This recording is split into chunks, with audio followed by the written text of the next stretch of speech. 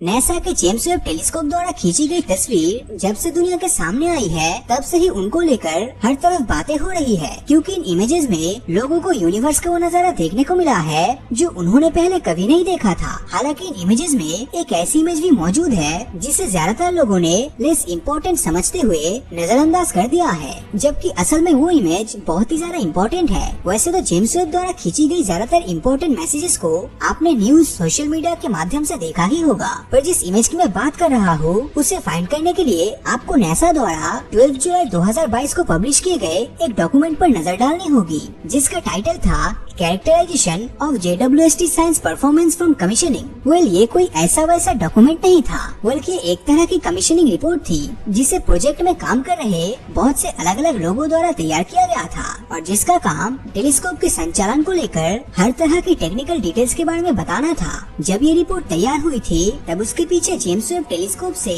बहुत से test perform किए गए थे, क्योंकि ऐसा करके साइंटिस्ट जानना चाहते थे कि आखिर ये टेलीस्कोप सोलर सिस्टम में मौजूद बहुत सारे एस्ट्रॉइड, कॉमेट्स और दूसरे मूविंग ऑब्जेक्ट्स को ट्रैक करके उनकी कितनी बेहतर इमेजेस प्रोड्यूस कर सकता है। इसी चीज को देखने के लिए साइंटिस्ट की टीम ने स्पेस में मौजूद 9 अलग अलग टारगेट्स का इस्तेमाल किया है और उन्हीं टारगेट में से एक आपकी स्क्रीन पर देख रही ये तस्वीर थी, जिसके अंदर जुपिटर को दिखाया गया था। आमतौर पर जब भी हम जुपिटर की इमेज को देखते हैं तब वो ऐसी नहीं होती, पर जेम्स वेब द्वारा क्लिक की गई इस इमेज ने हमें जुपिटर के एक अलग ही रूप को दिखाया है, क्योंकि इसमें हमें जुपिटर के साथ साथ उसकी रिंग्स और उसके 3 मून्स यानी कि यूरोपा, थीबा और मीटिस को दिखाया गया है। अब आप बाई तरफ जिस इमेज को देख रहे हैं उसे भी जेम्स वेब टेलीस्कोप ने क्लिक किया था, पर पिछले इमेज और इस इमेज में डिफरेंस बस इतना ही है कि जेम्स वेब में मौजूद नियर इंफ्रारेड कैमरास में f212 फिल्टर का यूज करके क्लिक की गई है, जिसका इस्तेमाल शॉर्ट वेवलेंथ पर फोकस करने के लिए होता है, जबकि ये जो आपने पिछली इमेज देखी थी उससे थोड़े लॉन्गर वेवलेंथ यानी कि 3.2 माइक्रोमीटर के फिल्टर से क्लिक किया गया था।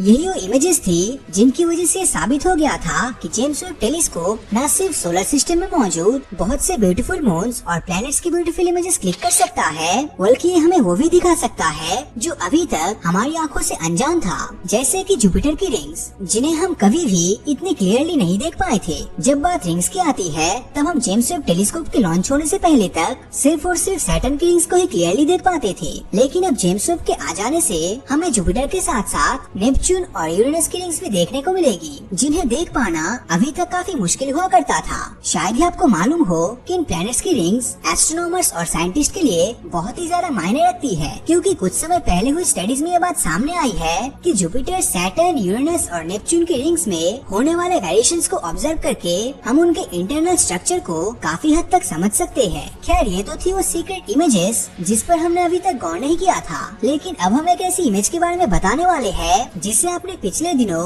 कई बार देख लिया होगा। वो इमेज है साउदर्न रिंग नेबुला की, जो धरती से करीब 2000 लाइट ईयर के डिस्टेंस पर मौजूद है। ये अनयूजुअल नेबुला एक स्टार की लाइफ एंडिंग को दिखाता है और सबसे हैरानी की बात तो ये है कि इसकी लाइफ एंडिंग बिल्कुल हमारे सूरज की तरह ही है, क्योंकि ऐसा माना जाता है कि आने वाले समय में हमारा सूरज भी स्टार की तरह ही हो जाएगा। वैसे इस नेबुला की इतनी शानदार इमेजेस देखने के बाद आपके मन में भी ये ख्याल जरूर आया होगा कि आखिर ये इतने ब्राइट और ब्यूटीफुल कैसे हुआ। दरअसल इसके पीछे उस बड़े स्टार का हाथ है जो कि छोटे व्हाइट डॉर्फ को ऑर्बिट करता है, जिसकी वजह से ही इस स्टार के आसपास लेयर बन गई है। हालांकि इन लेयर्स में जो लेयर स्टार के सबसे ज्यादा करीब है उसके बारे में एस्ट्रोनॉमर्स का यही कहना है कि वो करीब 1000 साल पहले ही बनी थी, और अगर किसी तरह हम उस लेयर को ट्रेस करके उसकी स्टडी कर लेते हैं तब हमारे लिए स्टार सिस्टम के इतिहास को एनालाइज करना पॉसिबल हो जाएगा। साइंटिस्ट के अकॉर्डिंग जब भी हम इस नेबुला की तरफ देखेंगे तब हमें इसके अंदर अलग अलग लेयर्स के साथ अलग अलग शेल्स भी देखने को मिलेगा,